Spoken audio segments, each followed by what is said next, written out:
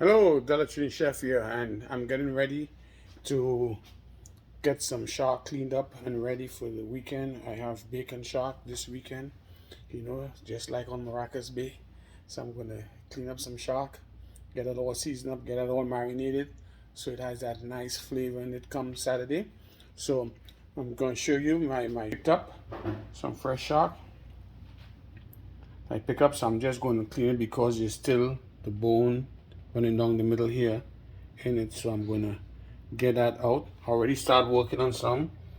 Got some cut up, and right over here I have the rest of the shark that I'm going to clean up, season and marinate. So I want you all to stick around and take a look at some bacon shark. I'll also show you all putting together the bake for it. Okay, and so we're gonna make some nice light fluffy bake and season up this shark nice and proper, get it dredged in the flour and then fry it, and it'll make for some great eating.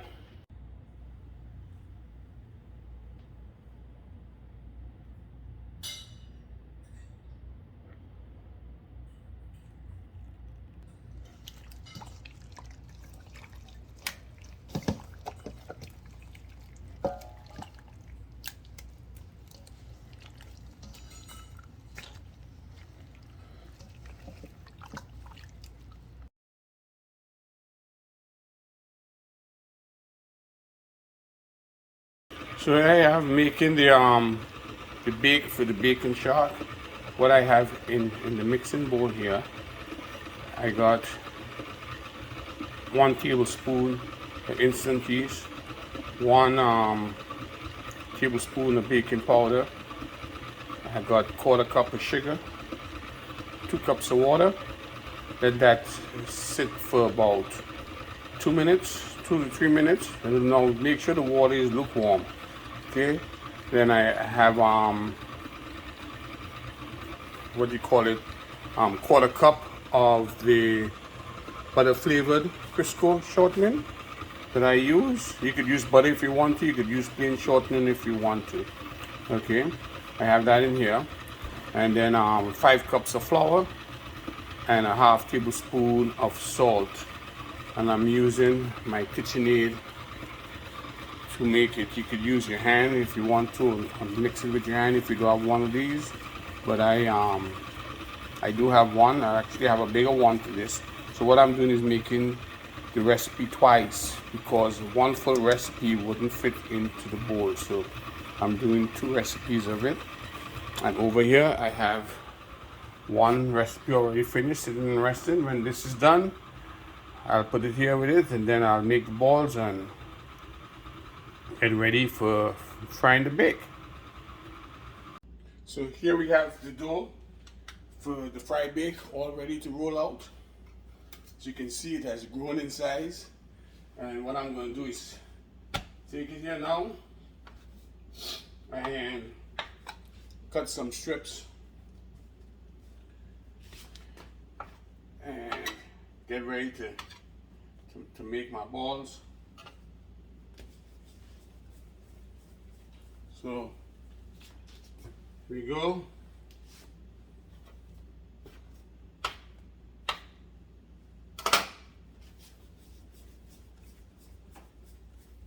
And this should give us approximately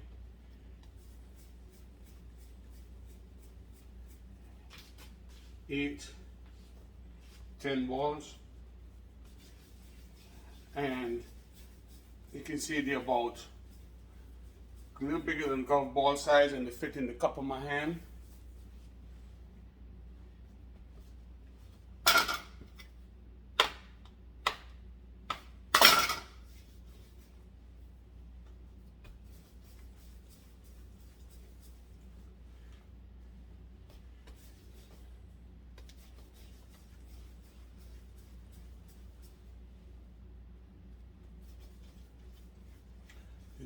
So I'm going to go ahead and roll all this out and get it all ready for the frying. So here we have it all rolled out, and I'm going to let it sit here and let them double in size, then flatten them out. And what I like to use, I don't use a rolling pin For the fry bake, I use one of these tortilla press to flatten it out. So I'm gonna let these rest, and then we'll get to frying. So here they are, all ready to get flattened out and go into the frying oil. So I'll go get ready and I'll put this together and get it all done and show you the whole frying process. So here we have, I'm going to go ahead and flatten out. Okay, so I started doing some here, but I like to use this tortilla press here to get it all done.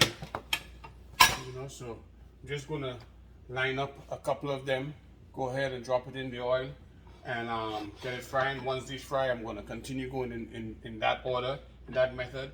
Get it all on this tray here that I have lined with parchment paper and some paper towels to absorb some of the grease when I take it out of the oil. Okay, so stick with me, bear with me.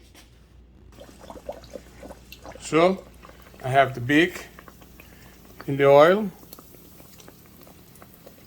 So I'll do 2 at a time, and while it's in there, I'm going to throw some oil over the top of it. Okay, here we go.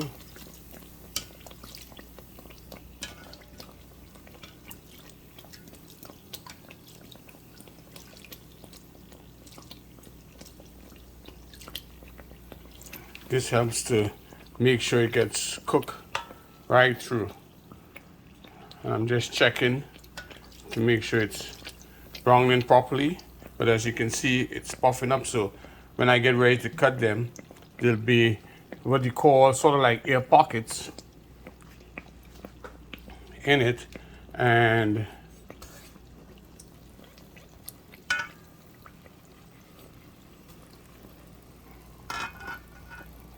you know, so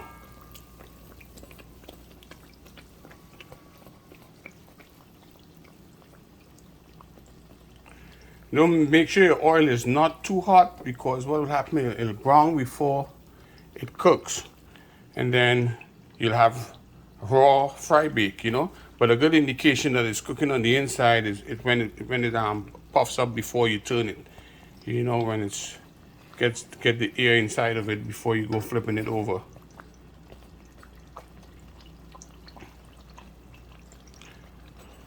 So folks, I'm going to go ahead and get the rest of it all fried up, and once this is all done, we're going to do the shark.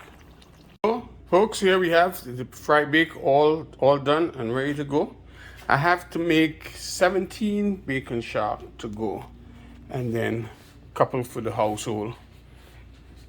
And here I have my shark that's been marinating for 2 days in some lime juice, green seasoning that we use in Trinidad, fresh garlic, some adobo, some complete seasoning, salt, smoked paprika, chopped pimentos, chopped Spanish thyme, and a little bit of pepper, hot pepper, just a little bit. And over here I have my flour mixture that I'm going to mix up, dredge the shark in, and then take it over to the fryer here so I could fry it. In this flour mixture I have complete seasoning, garlic powder, smoked paprika, salt, crushed pepper flakes.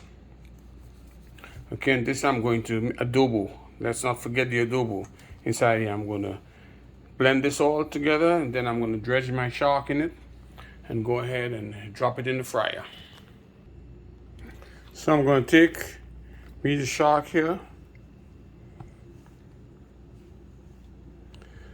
go ahead and dredge it in the flour, this flour mixture that I have.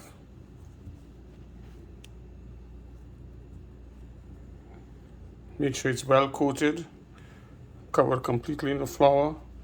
I'm going to shake off the excess. Okay, go ahead and place it in my hot oil. We're going to go ahead and do a few of these just like that. Okay.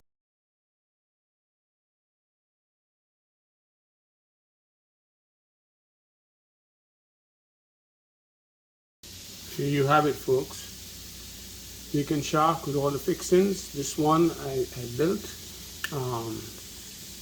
Person wanted me to put it all together for them because as soon as they reach, they want to start eating this. And this is how I package it to go.